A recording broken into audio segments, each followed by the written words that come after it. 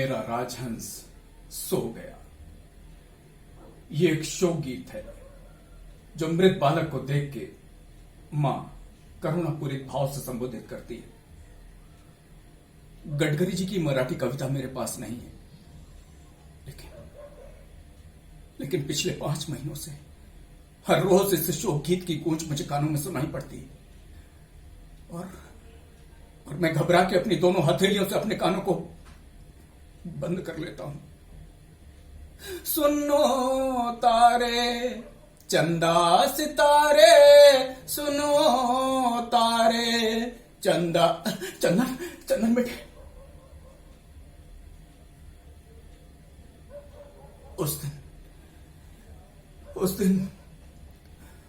उस दिन सुबह उठकर मैंने चंदन के साथ कैरम खेला था। पहली बाजी मैंने जीती थी तो दूसरी उसने। मेरी बारी। देखो आपकी तुम्हें ना हरा के मानूंगा। ये देखो, ये रहा कवर और ये रही क्वीन।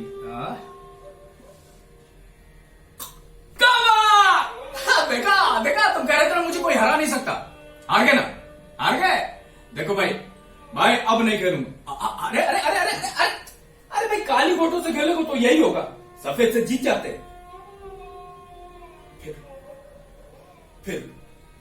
फिर एकाएक खेलना बंद करके मैं उठ लिया। पापा और खेलो और नहीं खेलो। नहीं चंदन, अब शाम को। भाई तुम बहुत बेईमानी करते हो। छुट्टी का दिन था वो, रविवार। किताबों के लिए बनने दी अलमारी के बारे में बाजार जाके पता किया। दोपहर बाद लौटा तो चंदन को उदास पाया। देख के अंदर तक हिल गया। उसकी 12 साल की पूरी जिंदगी बीमारियों से लड़ते हुए बीती थी, पर चिंतित व उदास कभी नहीं हुआ। वो बताया उसने कि पेट में दर्द है। बोला पापा क्या है ये सब बीमारी मुझे क्यों?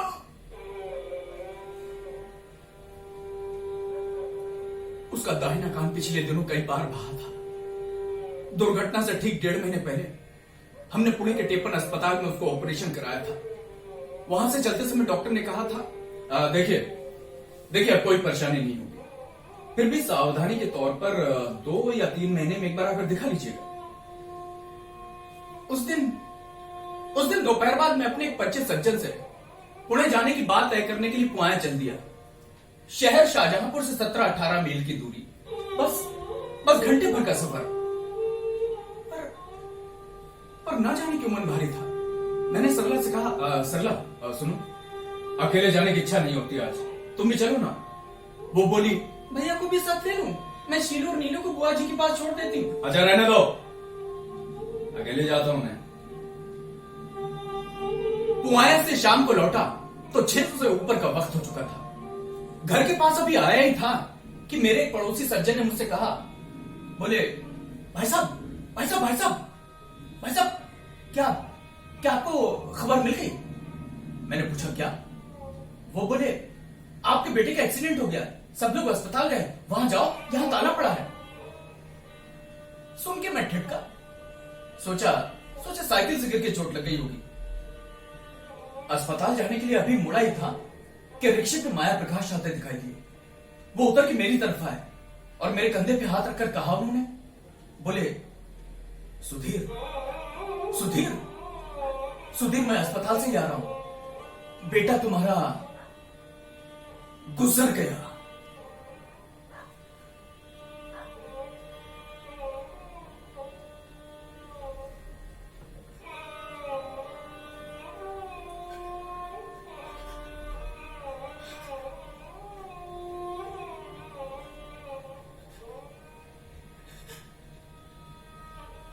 मेरी आंखें फटी की फटी रह गई। सिर्फ इतना ही कह सका, माया बाबू, मैं अब क्या करूंगा?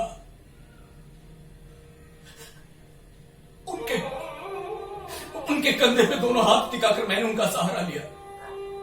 वो मुझे धीरज बताते रहे। मुझे याद है कि मैंने रोने की चीख को बाहर ना आने देने के लिए उस तरफ पूरी ताकत लगा दी थी।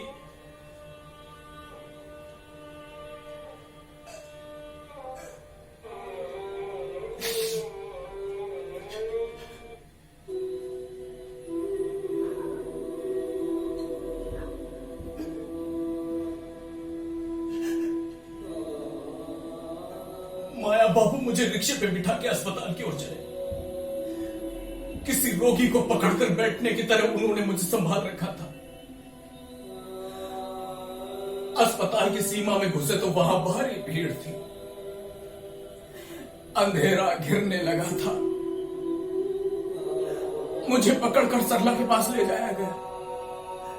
वो जमीन पे बैठी चीख चीख कर और हाथ पटक पटक कर रो रही थी। मैं जाकर उससे लिपट गया और पगला ऐसा रोने लगा। सरला, क्या हुआ मेरे भैया को? मेरा भैया कहाँ है? मैं भैया के बिना कैसे जीऊंगा? सरला, मेरा भैया, मेरा बच्चा बेटा, मेरा चंदन।